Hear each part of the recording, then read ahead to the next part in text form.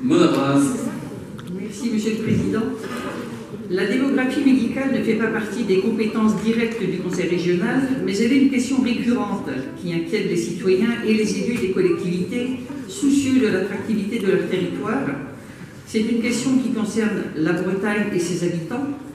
Aussi, félicitons-nous que cette question ait été mise à l'étude pour tenter, sans présumer de notre rôle, et je répète, sans présumer de notre rôle, d'apporter des propositions visant à améliorer la densité et la répartition des médecins généralistes dans la région et d'aider à réguler la question des déserts médicaux.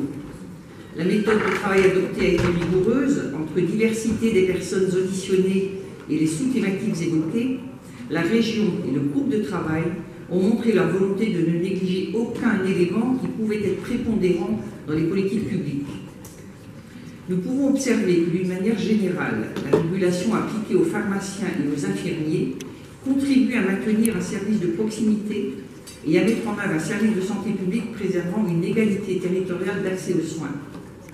Les dispositions appliquées à ces dernières professions de santé pourraient inspirer une réflexion pertinente plus globale sur la nécessité d'une répartition géodémographique favorisant une égalité d'accès aux soins en Bretagne. En effet, deux questions sont posées. La première, formons-nous suffisamment de médecins? La deuxième, l'État, donc la République, garantisse-t-il l'égalité d'accès à la médecine de proximité par une juste répartition de l'offre sur le territoire? À partir de la comparaison de la démographie médicale de Paris Intramuros, qui compte 798 médecins pour 100 000 habitants, alors que les Côtes-d'Armor n'en comptent que 120, il y a là une réalité qui questionne un des piliers de la République qu'est l'égalité. Nous notons l'amorce d'un début de réponse à ce problème, car l'ensemble des unions régionales de professionnels de santé se déclarent favorables à une meilleure répartition des médecins sur le territoire, tout en souhaitant que cette réflexion sur la démographie médicale soit élargie à l'ensemble des professionnels de santé en adéquation avec le PRS. Le médecin généraliste joue un rôle central dans l'organisation des soins ambulatoires, puisqu'il est au cœur de la structuration du parcours de santé.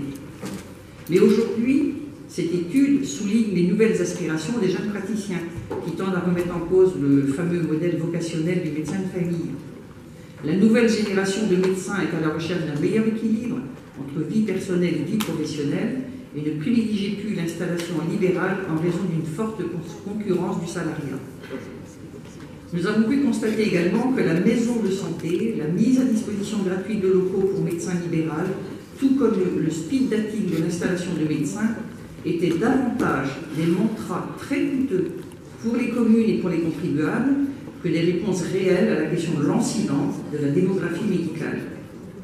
De plus, la réponse par des maisons de santé pluridisciplinaires peut générer de la concurrence entre communes, déséquilibrer les territoires, voire entraîner la disparition de pharmacies de proximité. Enfin, les questions de médecine préventive et de démocratie en santé, abordées dans le précédent bordereau santé-environnement, devraient être des axes forts de la poursuite de ce travail qui a vocation à inciter non seulement le législateur, mais aussi l'ensemble des professionnels de santé à questionner un modèle de santé de proximité et accessible qui doit évoluer pour répondre aux nouveaux besoins des professionnels, certes, mais surtout des besoins des populations et des territoires. Je vous remercie.